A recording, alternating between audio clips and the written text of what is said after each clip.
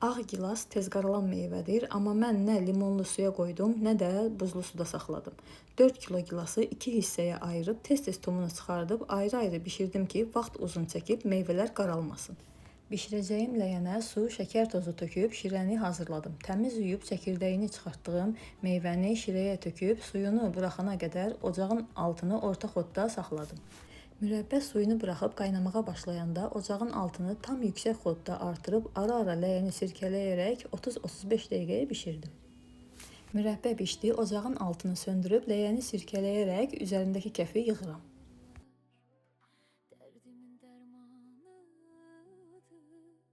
başıma beladır yar.